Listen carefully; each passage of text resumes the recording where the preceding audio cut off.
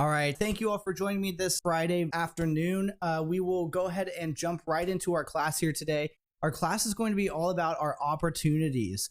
So for those of you who, if this is your very first time taking a look at the KW Command platform, this is going to be a great way for you to take a look at how to move your leads from the moment that they come in to be claimed to the moment that you close on a deal.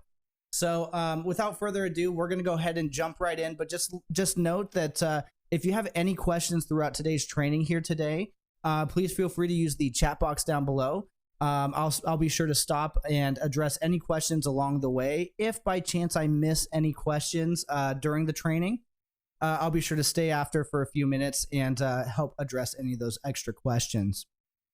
If by chance you're asking a question that I don't know, right, or that we may need to jump in and troubleshoot a little bit further, please feel free to reach out to us at support@scottleroymarketing.com.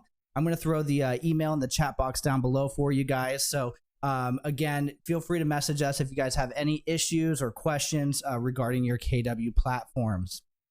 Last but not least, this video will be recorded here and placed on our YouTube page. So I'm going to drop that link in the chat box down below for you as well. It usually takes about 24 hours for this to process, but it should be up there in the next day or so. All right, without further ado, let's go ahead and jump right into our KW Command system here. So opportunities, there's going to be a section within our KW Command here called our opportunities. And when we jump into our opportunities, I really like to pair the word opportunity with the word transaction because it just makes so much more sense. So once we jump in here and we dive in, just know that your opportunity is essentially going to be your transaction here. So first and foremost, we'll go ahead and make our way to agent.kw.com, and then we'll be greeted with our KW Command login page right here. This generally takes the first letter of your first name followed by your last name. If it's a pretty common combination like John Smith, you may have a number associated at the end here. This is what we refer to as your KW username and password, or your KW login. So for today's demonstration, we're going to go ahead and sign in underneath Scott's account here. And once we get signed in, we're actually greeted with the KW Command homepage here. And let me see if I can zoom this up just a little bit so we can see it a little bit easier here. Our KW Command homepage is truly just little windows into all the additional pages that make up the command platform. So, for example, our task box right here is going to reflect our tasks on the left-hand side right here. So it's just a little window into these pages here. The opportunities section, again, if we click on this red KW square right here, it'll open up these left-hand titles so we can kind of read them at a glance a little bit easier. And as we take a look at this right here, our opportunities are going to be somewhat in the center with the icon that looks like two people shaking hands right here. And this is going to be where your opportunities or your transactions live. Now, as we take a look right here, before we jump into the opportunities itself, we're going to want to make sure that we do a couple initial setup steps, just to be sure that once we're ready to create these opportunities, send documents out, things like that, we're not hindered by any kind of setup or connection issues. So first, before we jump into our opportunities right here, what I'd like to do is I'd like to travel over to our name on the top right-hand corner here, give that a click, and we'll go ahead and make our way to our settings.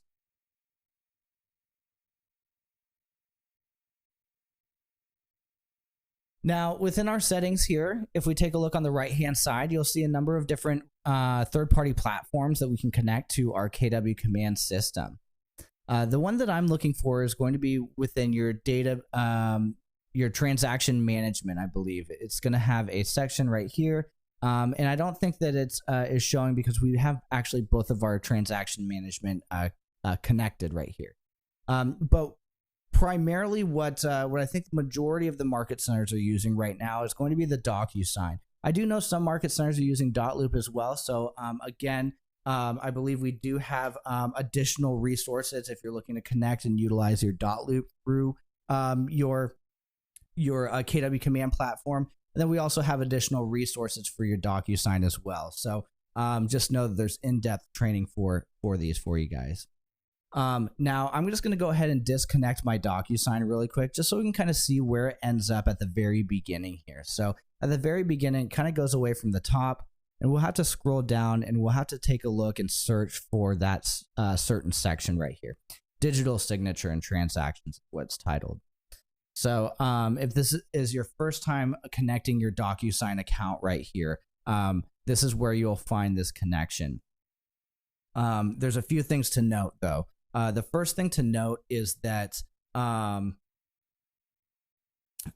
you unfortunately are unable to connect a third party or previously used DocuSign account. And what I mean by that is if you have a personal DocuSign account, or you pay for a premium subscription of a DocuSign account, right? Or by chance a few years ago when you purchased your first home, or you just kind of use DocuSign to sign documents with a different transaction, right? All of those, unfortunately, if they're not created through these settings within our KW command here, are going to be incompatible to be connected to your opportunities. Okay, so just keep in mind that this is going to be that only section that allows us to create a KW branded DocuSign account. Yeah, and Kevin, fantastic point right there. As you are going through here and you're connecting these, we found that the KW Command platform really works the best on the Google Chrome browser. And moreover, if you're having issues, or since KW Command updates frequently, there could be little bits of cache and cookies saved within your browser that you may need to clear, as it's kind of having little bits of old data saved to your browser. So fantastic point there, Kevin. Again, we have found that the Google Chrome browser works the best. We have heard Firefox every once in a while is a strong competitor, but we still kind of lean more towards that Google Chrome. So as we're taking a look right here, I'm going to go ahead and connect this like it's my very first time. If I click on Connect Account right here, you'll see that you'll have your preferred first name, preferred last name, as well as your preferred email. As we're taking a look right here, if we think in terms of signing up for something, right? We don't have the ability to create a password right here. So think of this as only essentially half of your setup to create your KW branded DocuSign account. So you'll enter your first name, your last name, the email that you want to use for your KW DocuSign, and then you'll hit send registration email.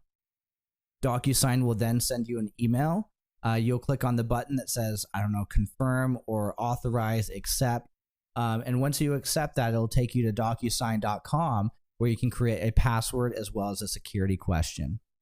Once you do that, you can come back here. There may be one final authorize button on the connect account side that you can click on to connect it full circle. Now, seeing as how I already had a DocuSign account connected, we don't have to send a registration through. There's actually going to be a link right here that says log in here. So I'm going to give that a click.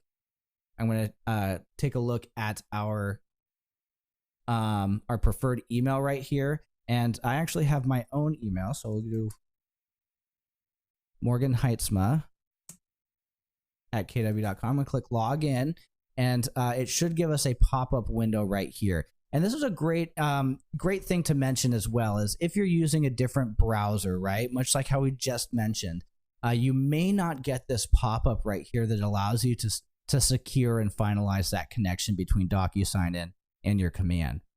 So again, that pop-up is what we're looking for. We'll go ahead and log in with that password that we just created through that DocuSign email that they sent us. And it should be back up here at the top. DocuSign also gives a good indication on what email address is connected currently. So it may not show you the ending right here, but Morgan Heitzma at blank.com. One of my only emails is at kw.com. So as we know, we can kind of cross-reference and eliminate any other emails that we have that don't look similar. So as we have this connected right here, what this does is this allows us inside of our opportunities to send documents and forms to our clients via email to for them to sign. And then once they sign it, it's going to come back to that opportunity, and you can just drag and drop it to send over to your market center for approval. So it's a really cool process. Should be very straightforward. The connection process is sometimes a little bit tough, but again, as we kind of are navigating through this together, just know you can always reach out to us at any time if you run into any issues. But taking a look over here, now that we first have our DocuSign connected, right? The second thing before we jump into our opportunities is going to be creating a contact, because while inside of KW Command, our contacts are that primary source of information, aka to which contact do you want to create an opportunity for, or to which contact do you want to send this email campaign to. So it all draws from the contacts within our KW Command here. So we'll go ahead and give this a click. Once we take a look right here, we can go ahead and see that we have two contacts here. If we want to create any other contacts, we can click on Add Contact here. We can fill in that contact information. If you are looking to import contacts, you have the ability to right here as well. And of course, we can help you import those if needed. So again, if you are running into issues with your imports, just know we do that all the time. Taking a look right here, I'm just going to, I'm also going to let you guys know that I'm not going to run too much into the contact section right here. We do have an in-depth training on that. So just know that if I'm going a little bit too quick on this section, it is kind of intended because we should spend most of our time within our opportunities here today. So taking a look inside of here, I'm just going to use a test contact, and I believe I have one in here already. Click on all contacts. And as we give this a click right here, we see that I have two contacts actually. I think this one doesn't have anything associated yet. Nope. So as we're taking a look right here, we can kind of view our freshly made contact, right? Or our new lead that came in from clicking a social media ad. Anything that kind of reflects similar steps in the process, right? So as we're sitting here with a fresh contact or a newly claimed lead, there we go. Let's mark it as a lead right here. A newly claimed lead right here. At this point, what we can do is we can set them up on an opportunity. And you have two places that you can create opportunities and set your contacts up on your opportunities. So the first section is going to be right here. So depending on if you're working primarily with your contacts in your database, are you working on database today or are you working on transaction today, right? Depending on where you're focused on should be where these different sections come into play. If you're database focused and you're working on a specific contact, or you're filtering through a certain set of tagged contacts, right? You have the ability to filter through here, and on the right hand side, right next to timeline right here, you have a tab titled opportunities. So on this side, what we can do is we can give this a click. It'll show that we don't have any opportunities yet, but on the right hand corner right here, it says create opportunity, and it allows us to create an opportunity directly for this client right here. So super cool. It pre-populates the client's information. All we have to do is select if this is a buyer or a listing, right? So now as we're taking a look right here, I also want to, let's see if we can do this side by side actually. I also want to show you the second way of adding an opportunity, and that's by, again, clicking on the red KW square, top left-hand corner, making our way to the actual opportunities page. And this page would be if you're more transaction focused right here. And don't worry if there's a lot of information right here. We're going to get through each and every section so we can kind of understand what's going on here a little bit better. But in this page right here, if we can just focus on the create opportunity button on the top right hand corner, we'll give that a click. You'll see that you have that same form that we fill out as we do right here inside of that contact. So again, just know that you have two places that you can pop up this form. One if you're working on contacts, and the other if you're working on transaction. But they both yield the same result. So if we're taking a look at this create a new opportunity form right here, the first thing that pops up is going to be your market center. Now, if you only belong to one market center, you may not be able to change this or adjust this. However, if you belong to multiple market centers, or if you're transferring from one market center to another, you may have the ability to click on this and select or have the option to toggle between two different market centers or multiple market centers. This is very important because this sets up your opportunity to send to this specific market center. So, for example, if I choose the wrong market center here and create the opportunity, unfortunately, this setting right here will be unable to be changed once it's created. So we want to make sure we're sending our opportunities to the correct market centers first. So in this case, I'm going to use Houston. If you belong to a team, right? Versus if you are a solo agent. If you're a solo agent, you may not have the toggle ability to select a team right here. If you belong to a team, let's see if we have a team on any of these. If you belong to a team right here, you'll have this opened up, and you may have the ability to toggle between the team or your own personal account right here. So again, something to take into consideration. Once you create an opportunity and place it on a personal or a team account, this again will unfortunately be unable to be changed. Last but not least, same rules apply. The opportunity type, is this a listing or a buyer? Unable to be changed once created. So everything else, though, I think for the most part, we should be able to change and adjust as we're going through the transaction. So the client name right here, all we have to do is search. We'll type in Morgan, and as you see, it auto-generated the database and pulled all the Morgans that are inside of here. So I'm going to click on this one again. If you didn't notice, when I create an opportunity and I select, say, buyer, the opportunity name changes to the client name plus whatever side of the transaction they're on. So if I chose a listing, this would say Morgan Heitzma listing.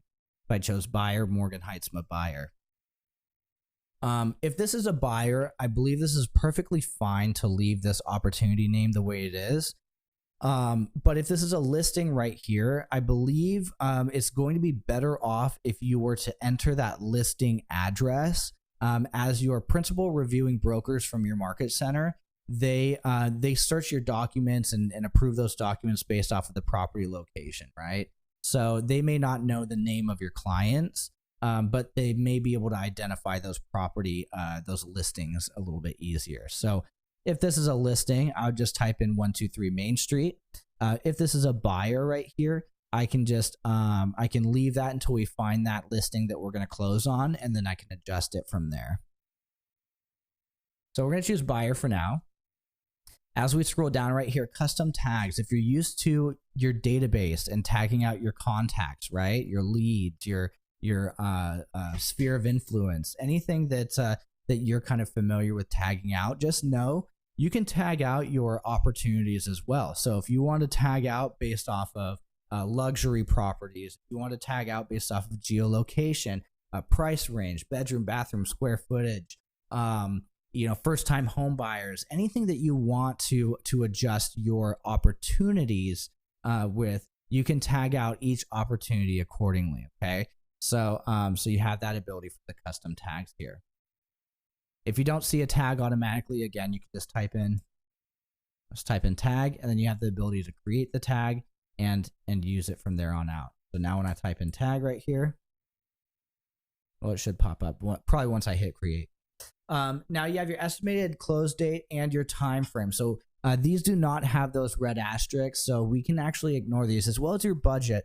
We can ignore these for the time being, but just know once we go to create our commissions, we'll still need this information here. So taking a look at commission rate, we'll just go ahead and enter that now. And then right here, you'll see that we have the ability to choose if we're going to place this opportunity at the very beginning of the timeline, or say if we're halfway through a transaction with this individual, we may just need to move it, halfway through to maybe say active negotiations, right? So again, you have the ability to adjust this if you are just playing catch up and need to enter in some additional opportunities. So once we take a look at this, everything looks about right. We have the ability to add a co-buyer. I kind of skipped this over. So the co-buyer right here, this is super important. And this is truly why we say that, for those of you who have like a husband and wife in your database, right? We always say to create the contacts separate because we can always pair them together as we need them. So a great example is if you're sending out print marketing or like postcards, right? As long as they're paired together and they have the same address, they'll show up as one mailing on one mailing label. If you go to your opportunities here, a great example is going to be maybe me and my wife are ready to purchase a home this year. So I can add my wife as that co-buyer. But maybe, a few years down the line, me and my business partner are ready to invest in a commercial location that has nothing to do with my wife at all, right? So this allows you to be able to adjust that accordingly. So if I just had the husband and wife on one title right here, things may get a little bit disorganized. So as we're taking a look right here, I'm just going to go ahead and click on create. And as you see, we have our buyer right here already created. So we have an opportunity that we can already jump into for Morgan Heitzma. But let me just go ahead and create a listing as well, again, on that opportunity page right here. So again, just very quickly, I'm going to choose the same information, but only a listing this time. The client does not auto-populate because we're actually not on an individual's contact profile. So we'll have to search for Morgan here. We'll select this one. And again, Morgan Heitzma listing, we can go ahead and change this to 123 Main Street, as this is a listing and we already have the address. I'm going to go down here a little bit further, and I'm going to, again, leave it on Cultivate Watch right here, and that should be good for now. So I'm going to click on Create right here. And once you create an opportunity, it actually opens you up into the opportunity itself. It did that awfully quick, but just note, we're going to jump in and out of this so you can see how to actually enter this section right here. But before we do so, just going back here on that Morgan Heitzma contact, if I were to click on refresh right here, you should be able to see that now, if we click on opportunities, you'll have that buyer and that listing opportunity. So again, if we were to click on 123 Main Street, it'll open us up into the opportunity.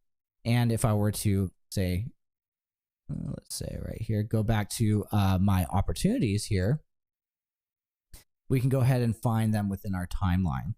And this is a great way, great segue to take a look at this right here. So once we click on the opportunity page right here, you're greeted with something that looks like this right here. And truly what this is three different timelines that are pretty much duplicated, but they're for their own unique sections. So the first section is going to be your listings. The second is going to be your buyers. And then the third is going to be your leases. So that's where that kind of difference comes into play. The similarities come into play where each category of cultivate, appointment, active, under contract, and closed, you'll see that again duplicated right here within your buyers: cultivate, appointment, active, under contract, and closed. These KW really tried hard to find those certain phases within a transaction that both reflect a listing and a buyer simultaneously, right? and these are the 5 phases that they came up with. So if we take a look at cultivate right here, we have cultivate is really used for if we're sending out marketing material, if we're having open houses and we're reaching out and we're getting leads, right? A lead comes in, like I said, somebody clicks on your social media ad, you claim their lead. And what we can do in cultivate right here is we can actually create an opportunity to start nurturing that lead. And once we jump in here, this may look a little confusing at first, but just bear with me for a moment. Yours may look a little bit different. I believe yours is going to be a watch, nurture, and hot. But as we kind of jump in here and adjust this every time we teach, it may look a little bit different compared to what you are seeing on your screen. And as I take a look right here, as we take a look right here, our standard is our watch, nurture, and hot. And watch is essentially a lead came in, clicked on your ad, and you have not reached out to them just yet. You just captured that lead. So they're in watch right now. You are watching them. A nurture, what that's going to be is that is going to be where you're starting to reach out. You're getting more information. You're getting information from them, like contact info, things like that, and you're building a dialogue. And then hot is going to be when they're ready to do business with you. So you got your watch, nurture, hot. And as we kind of take a look at that timeline that we just saw, your cultivate, appointment, active, under contract, and closed. If we think about the history of a transaction really only takes place in the under contract and close section right here. Everything else before that is what we're doing to ensure a successful close. So active, are we staging the house, right? Are we showing homes? Appointments, are we making those appointments? Have we kept those appointments? And then cultivate, right? Are we nurturing these leads that have came in? So you have this timeline right here. This will be the same on the buyers. The only difference you'll truly see is some vernaculars in terms of, like, say, instead of showing, you'll have staging, right? So like you'll have a couple different vernaculars depending on if you're on a listing or buyers, but for the most part, you'll have the same timeline right here. So let's go back to this timeline right here. As you see, we have our cultivate, appointment, active, under contract, and closed. How we enter these sections right here is by clicking on these bubbles with these pictures inside of it. So we click on any of these images right here, it'll open us up into that cultivate section, right? Or if we click on the appointment bubble, it'll do the same thing in the appointments. Right below these bubbles with an image, you'll have a number. You'll have a number in green right here, a number in orange, and a number in purple. These are so you can very quickly identify what's going on in your business at any point in time. So a great example is if somebody came up to me right now and said, "Hey, Morgan, how does your business look today? Right now, how does your business look?" I can pull this up and I can say, well, right now I have eight listings that I'm cultivating, 2 that are in appointments, 4 that are active, 2 under contract, and 0 closed. And on my buyer side, I have 3 buyers that I'm cultivating, 5 that are in appointments, 4 that are active, 1 under contract, and 0 closed. So you should really be able to identify your business at any moment just by using these timelines right here. Super, super cool. Now, if we follow these timelines all the way over to the right-hand side right here, we have what we call our GCI, which is our potential income and our probable income based off of where our opportunities are in the timeline. So our potential income, aka all of the opportunities that are in this timeline right now, have the potential to yield $94,383. But the probable income, seeing as how most of our opportunities are in cultivate right now, we have some that are active, so that's pretty good, 2 under contract. But as you see, our cultivate and appointment section equals about 10, and our active under contract really equals about 6 right here. So we have more that are at the very beginning than we do towards the end here. So our probable income is truly going to be about $55,987 based off of how many opportunities or what those opportunities consist of. So you have that that ability to quickly view this at a glance. Now, if we scroll down right here, you do have leases, and leases are going to be a little bit different. They're their own kind of unique beast right here. I do not believe that that they play very well with the the DocuSign rooms and stuff, because there's DocuSign rooms are set up for like listing and buyer. So just note that you may have limitations when you do run these through as leases right here. But again, I know places again like you fellow individuals in New York over there, I know that's a primary source right here is your lease. So we do have that, but again, it's very similar to those top two sections. Scrolling down right here, we have our ratio, and this is a cool little section they added down here below at the very bottom. And our ratio and our activity timeline kind of gives us an insight into kind of what's happening.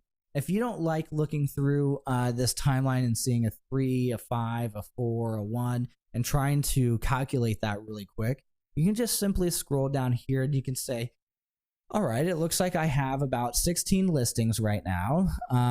My probable income's about 55K or 56K. My potential could be 94. So I may want to work on and nurture these listings just a little bit more. For the buyer side, right, I have 13 buyers, so it looks like I'm more listing heavy right now. So 13 buyers, I have a probable income of 25K, potential of 55 though. So again, I may want to work on that a little bit more as well. So again, just being able to kind of judge and see, and what does my business make up of?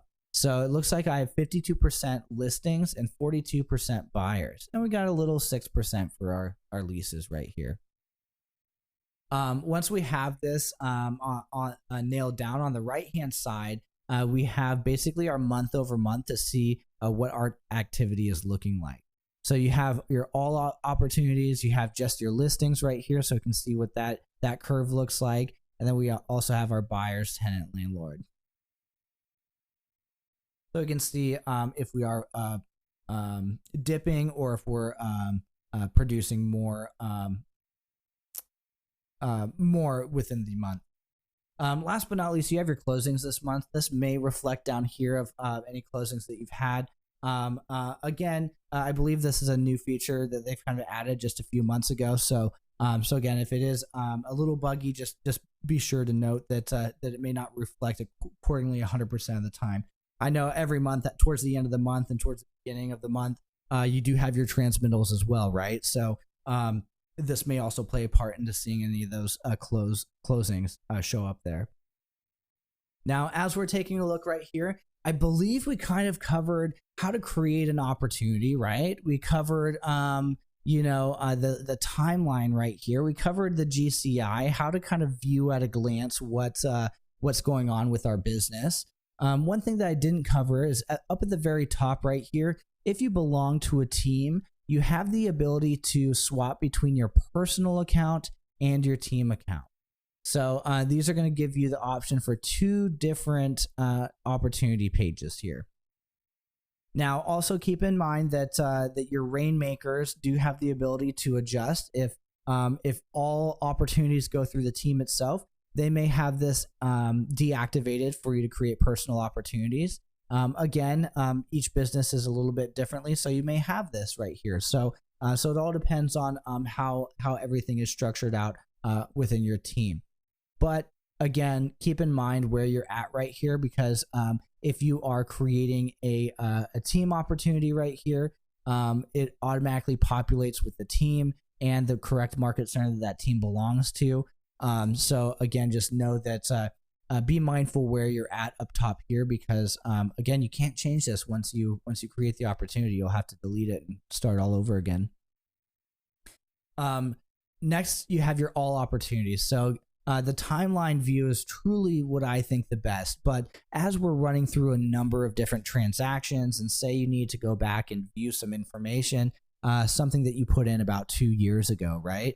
What we can do is we can actually click on the all opportunities right here. This should reflect all of the opportunities that you have entered within your KW command system already. So as we're taking a look right here, if you need to go back and you need to search for a specific opportunity, I can, like 123 Main Street, I can type in 123 right here, hit enter, and it should pop up all of the 123 Main Streets that I have entered previously. So I can go through and I can view which one is the correct one right here. It also shows like what phase it's at. So it looks like this one has been closed right here. This is in the active phase, appointment, cultivate. So it does kind of let you know. I do also believe that this is organized based off of all opportunities, right? But we do have this drop down. We can kind of create any kind of filters. Say I just want to look for just my buyers right here. I can click on that. I can scroll down, hit apply right here. And then again, it should show you all of the, here, let's actually delete the 123 Main Street. And then it should show all of the buyers right here. Now, as we're taking a look right here, we also have all discussions. So again, if there's any discussions or conversations within the team that you needed to take a look, again, they should reflect right here. You have the ability to kind of toggle between your 25, 50, and up to 75 different discussions that we can view at once right here. So as we're taking a look right here, we can click on Scott Leroy again. We can go ahead and click on the cultivate section. And again, you should have what we call stages. So you have stages as well as phases. I know it's a little bit confusing to kind of keep track of which is which. Your phases are going to be right here. Phase 1, Phase 2, Phase 3, Phase 4, and Phase 5. And as we jump into these are going to be your stages. And again, I know mine looks a little bit different than yours, but you should have a watch, nurture, and hot. You do have the ability to adjust these as well. Again, taking a look right here, whenever we create an opportunity, they should turn into these little kind of opportunity cards right here. So once we create an opportunity, they'll appear wherever we place them. Watch, nurture, hot, cultivate, appointment, active.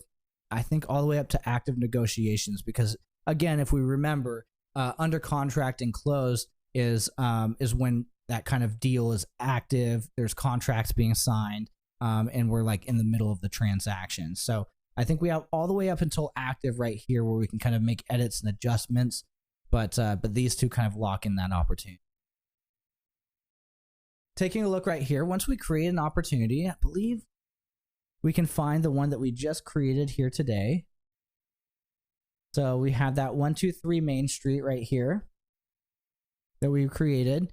And what you can do is when you're ready to move this opportunity down the pipeline right here, you can actually click and hold and drag it over.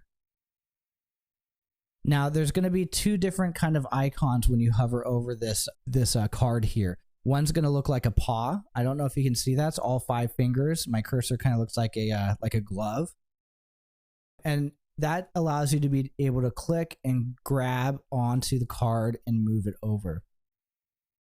Now, the second thing that your cursor turns into is going to be a pointer finger. And if I scroll all the way up next to this blue title right here, this pointer finger indicates that we can actually click on this title right here. So when we click on the title, this opens us up into the opportunity. So from here on out, everything that we're doing inside of here is for this one specific opportunity. So this 123 Main Street transaction right here. Backing out right here, you also have the ability to retain the client's name. So I know, at the very beginning here, when we're going and we're changing titles to the opportunities, you may be wondering, how would we know which contact this belongs to? Well, keep in mind that it'll still show it right down below the title name. So we don't need to keep it Samantha Jones listing, because Samantha Jones is going to be right down right here, and we're inside of the listings timeline. So we can actually change this to the listing address that Samantha Jones is selling. As we're taking a look, you also have a time frame. So again, if there's a due date set for this is again letting you know, or letting your team members know that there's a specific time frame on this opportunity right here. this listing right here, since we didn't populate too much information, you'll see this doesn't, this reflects a 0 right here. But once we add an actual listing here, it should pre-populate that listing information. Or once we go through the process and add that offer, things like that, that should start to appear there. And then last but not least, you have this little checkbox on the bottom right-hand corner. This is really cool because every single stage has the ability to have its very own checklist, which means that if you create a checklist for your watch, nurture, and hot, every time a brand new lead comes into your pool here, you can ensure that you're providing the same exact excellent service to every single lead that's coming through your pipeline.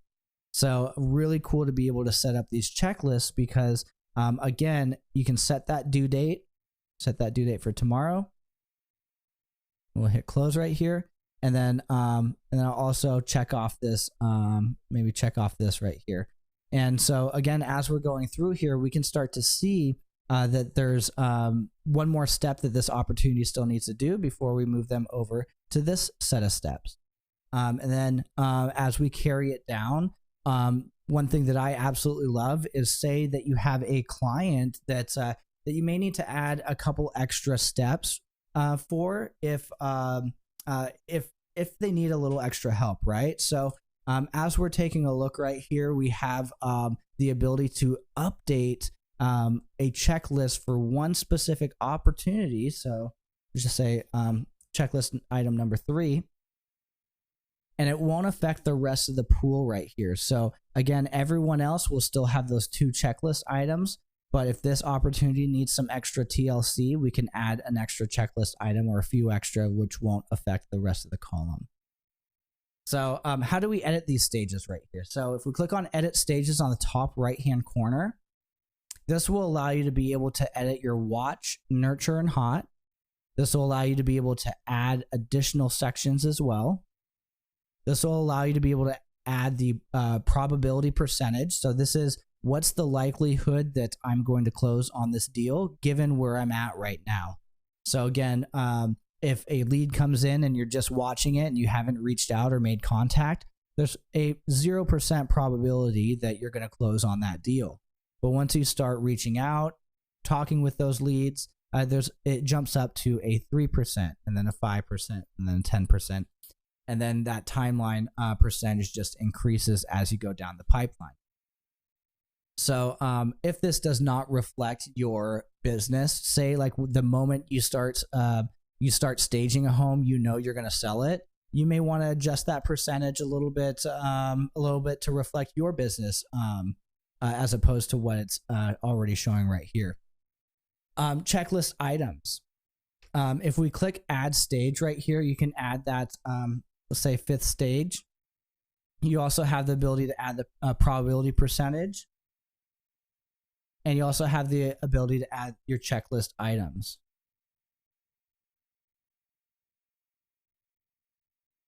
So I'm going to add 3 checklist items right here. I'm going to add a fifth stage, and I'm going to click save right here.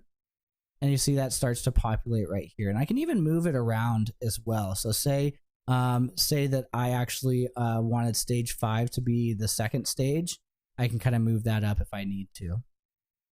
I'm actually going to move it up to the 2nd stage right here. And when I go back to my cultivate section, you'll see that I have a brand new stage. And I'll move this card over with 3 brand new checklist items right here. So really cool. Again, given the technical difficulties, I don't know if I have the ability to throw up a buyer and listing checklist. But if you guys want one to kind of work off of and kind of get a full checklist for your buyer and listing timeline right here, please reach out to us. Support scottleroymarketing.com. We can send a link over so you guys can acquire that. And again, like I said, every business is a little bit different, but it is at least a starting point for you to be able to populate a checklist items and then adjust it along the way.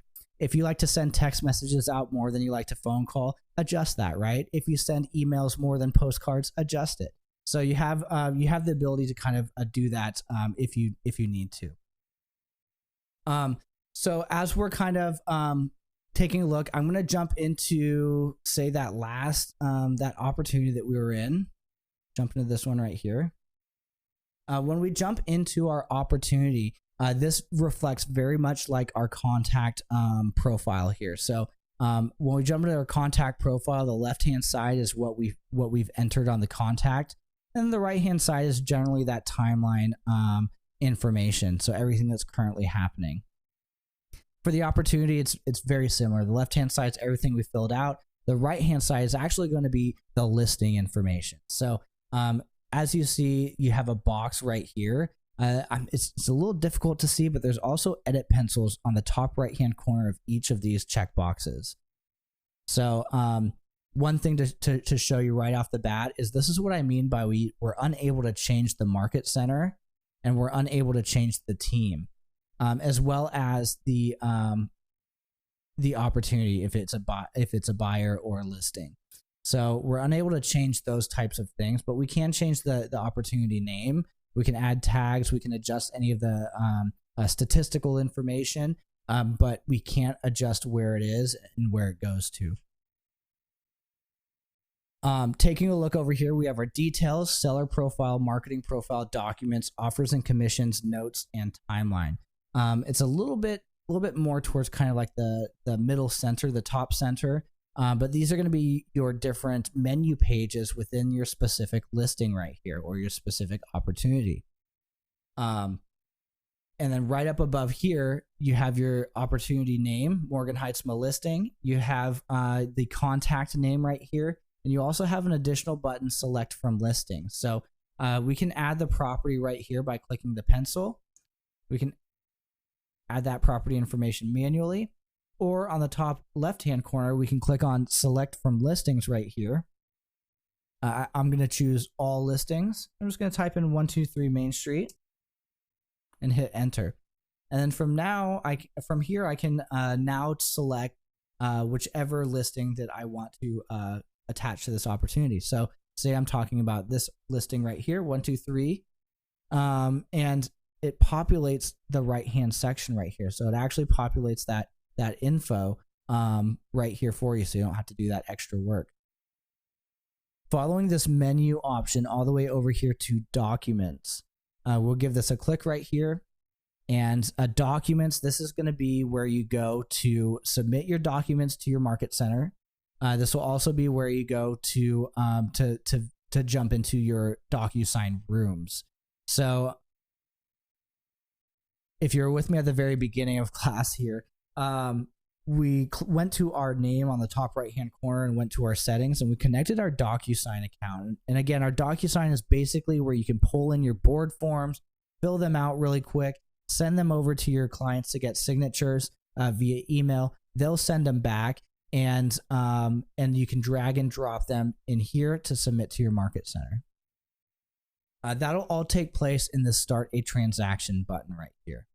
When you create a brand new opportunity, start a transaction. If this is dark gray, this means you have yet to connect a DocuSign room. So we've not connected a DocuSign room just yet to this opportunity. If this looks like this button up here, where it's a white button with blue text and it says go to transaction, this states that there is a DocuSign room that has been connected. So there's already a DocuSign room connected to this opportunity. Go ahead and jump to that room.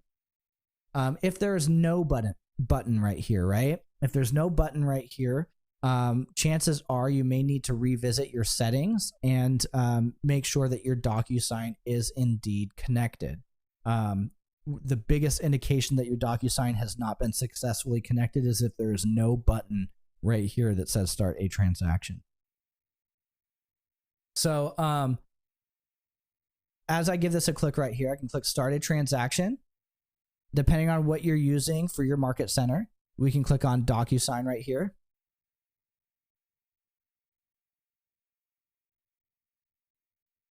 And depending on how long it's been since you signed into DocuSign, and just note that we were just signed into our DocuSign about 40 minutes ago, so it still saved that little bit of information.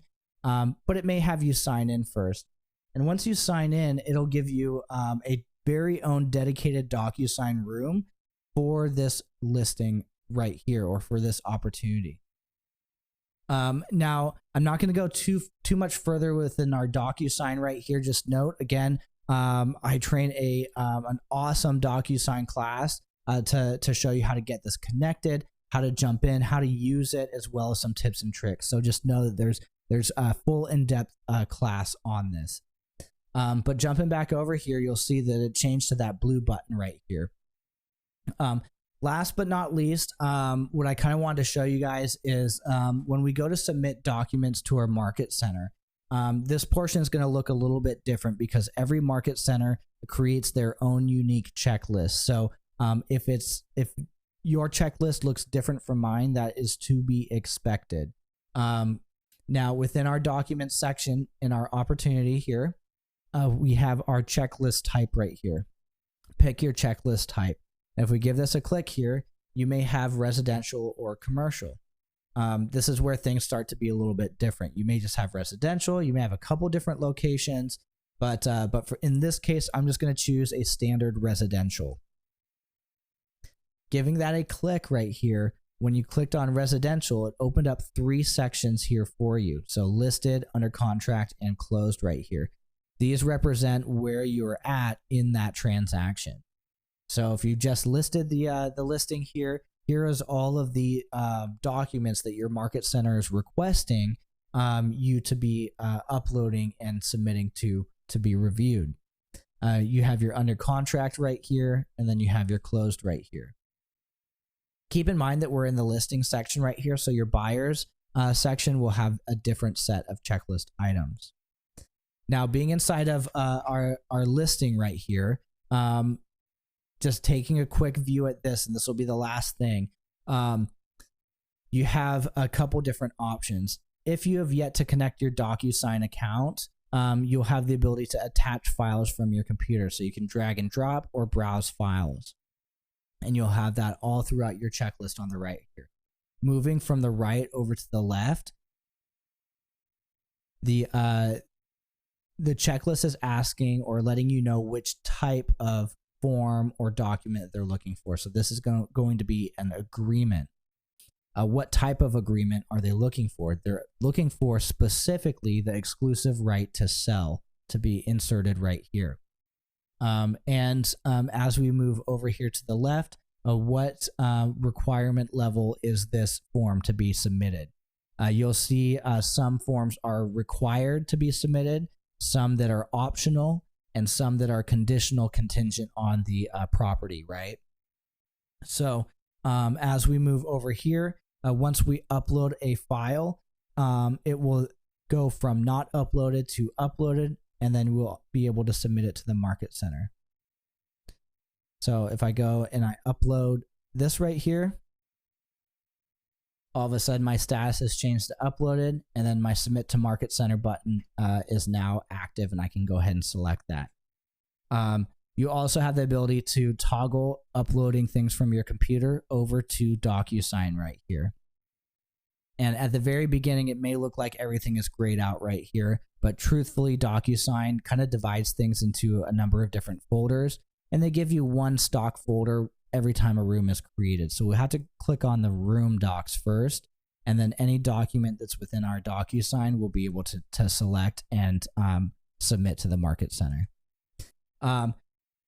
All right, you guys, I think that's going to be about it for me here today. For those of you who are watching this recording, thank you so much. I truly appreciate it. Please reach out to us if you have any other questions. Support at scottleroymarketing.com. We'd love to hear from you.